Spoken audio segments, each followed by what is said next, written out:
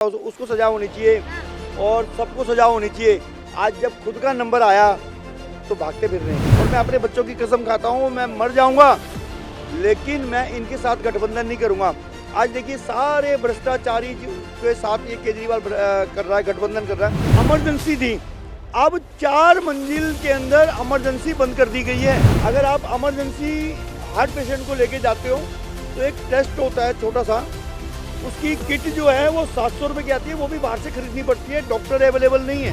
मेरे से गलती हो गई और मैं आ चुका हूँ दिल्ली के अंदर। अब मैं दिल्ली छोड़ के जाने वाला नहीं हूँ और आप मुझे क्षमा कर दीजिए और मैं सबके बिजली के बिल, पानी के बिल माफ़ कर दूंगा।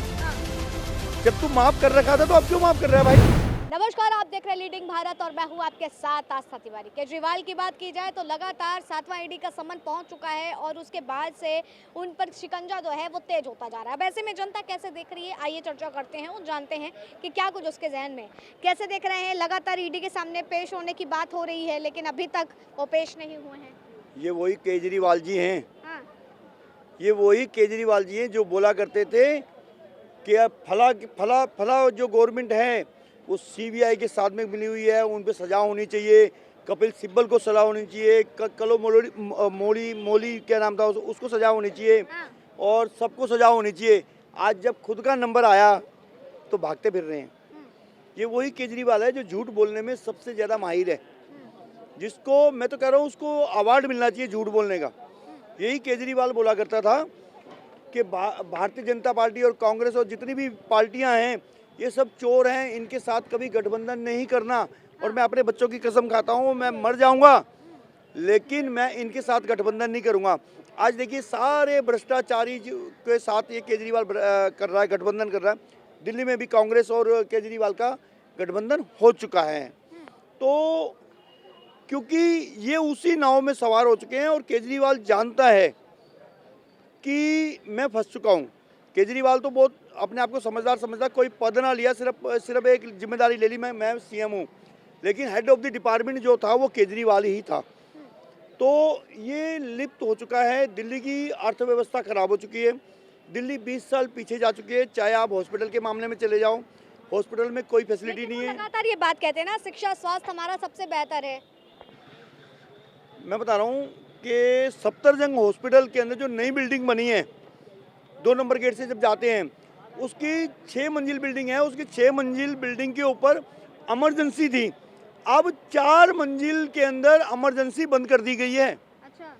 सिर्फ 2 इमरजेंसी चल रही हैं, एक बच्चों की इमरजेंसी चल रही है, एक नीचे इमरजेंसी चल रही है। अगर स्वास्थ्य सेवा अच्छी है तो सफदरजंग के अंदर 4 इमरजेंसी क्यों बंद करी गई?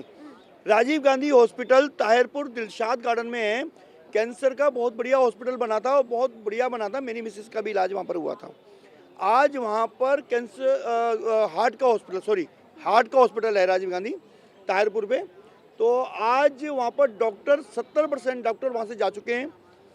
अगर आप इमरजेंसी हार्ट पेशेंट को लेके जाते हो तो एक टेस्ट होता है छोटा सा, उसकी किट जो है वो 700 रुपये की आती है, वो भी बाहर से खरीदनी पड़ती है, डॉक्टर अवेलेबल नहीं है। और जीटीबी हॉस्पिटल ले लो, जितने भी हॉस्पिटल हैं सबकी स्थिति बहुत ख़राब है। स्कूलों की स्थिति उससे ज़्यादा ख़राब है। सिर्फ इन्होंने बाहर की दीवारें रंग दी हैं, दीवारें सुंदर बना दी हैं, गेट अच्छे बना दिए, लेकिन पढ़ाई की हालत बहुत ख़राब है। जो हमारे शिक्षा की नीति है, केजरीवाल शिक्षा के अंदर बिल्कुल फेल हो चुका है। 5-5 लाख रुपए में तो जनता इन्हीं को ही है ना, 3 बार के मुख्यमंत्री रह चुके हैं। आने वाले टाइम में क्या लग रहा है? देखो ये हमेशा झूठ बोलता है। अभी इसने 5-6 दिन पहले माफ़ी मांगी।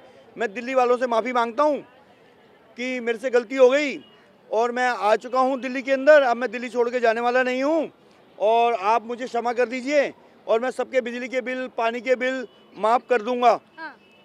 जब तू माफ़ कर रखा था तो अब क्यों माफ़ कर रहा है भाई? तुमने तो कह रखा है ना मैंने बिजली पानी बिल माफ़ कर रखा है, तो आज क्यों कर रहे हो जी माफ़? तो गंदा पानी पीने को मिल रहा है। लेकिन वो लगातार ये बात कह रहे हैं ना, मैं ईमानदार हूँ और मैं जनता के लिए काम कर रहा हूँ, चारों तरफ केवल जनता के लिए ही मैं काम करता हुआ नजर भी आता हूँ। देखो नजर आता है वो पंजाब का पैसा ऐड में लगा देता है, दिल्ली का पैसा पंजाब में लगा देता है, ये कर रहा है वो। और अभी भी वो 7 सीटों पर चुनाव लड़ने को तैयार है और अंदर से केजरीवाल को पता चल चुका है ये मेरा लास्ट चुनाव है और दिल्ली के अंदर भ्रष्टाचारी के अंदर मेरे को लगता है हमारा देश आज़ाद होने के बाद पहला मुख्यमंत्री होगा जो पद पे रहते हुए अब ये जेल में जाने वाला है। उसको पता लग गया कि मैंने जेल में जाना है। अब इसीलिए इसने अभी विधानसभा में बहुमत पास किया है, क्योंकि बहुमत पास करने के बाद संविधान के अनुसार 6 महीने तक वो गवर्नमेंट नहीं गिर सकती है, इसीलिए इसने वो बहुमत भी पास कर लिया। इसको सारा कुछ लगा रखा है कि जिस तरीके से ईडी का 7वां समन भेजा जा चुका है, तो क्या जा करके उनको बातचीत करनी चाहिए ईडी के पास, उनको जाना चाहिए? हर बार इनकार कर देते हैं। देखिए, इसको तो पहली बार ही चले जाना चाहिए था। हाँ। ये वही बंदा है ना, हाँ। जो कहता था ईमानदार ईमानदार, केजरीवाल ईमानदार, लोकपाल चाहिए लोकपाल चाहिए। तो मैं तो इनको सबको ऐसा करने वाला हूँ। तो केजरीवाल को अपना सिद्ध करने के लिए सबसे पहले बिना कहे, बिना मीडिया बताए हुए इसको वहाँ पहुँच जाना चाहिए था। पूछो जी, मैं तैयार हूँ। जब क्या नाम है, मनीष सिसोदिया को बुलाया गया था तो उन्हें कहा गया जी वो तो भगत सिंह है जी, वो तो अरे भगत सिंह की जूती के भी धूल की तरह नहीं है। ये सब कुछ लिप्त हो चुके हैं। संजय सबसे ज़्यादा बोलता था कि जी चोर हैं, वो देखो अंदर पड़ा हुआ है। वो क्या नाम है, जैन, वो अंदर पड़ा हुआ है।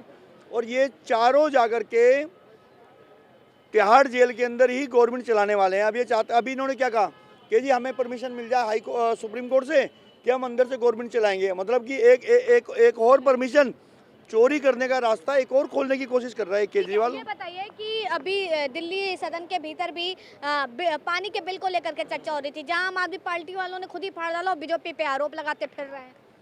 देखो वहाँ पर है कौन? हाँ। 4 एक जो विधायक हैं वो बीजेपी के हैं, बाकी तो इन्हीं के हैं। इनका एक प्रोपेगेंडा है। जो आतिशी हैं, ये सौरभ भारद्वाज हैं, ये लोग फेलियर आदमी हैं जिसको बोलने की तमीज़ नहीं है, चाहे वो राखी बिरला हो। इन्होंने ऐसे लोगों को भर्ती कर रखा है जिनके पास कोई पॉइंट नहीं है। ये आतिशी 3rd क्लास लैंग्वेज बोलने में सबसे आगे है। कहने को हमारी वो बेटी है, लेकिन उसकी भाषा के अंदर, वाणी के अंदर इतनी असभ्यता है कि हमें शर्म आती है कि, क्योंकि चाहे बेटी कोई भी हो, लेकिन बेटी बेटी है, लेकिन उसको बोलने की तमीज़ बिल्कुल नहीं है।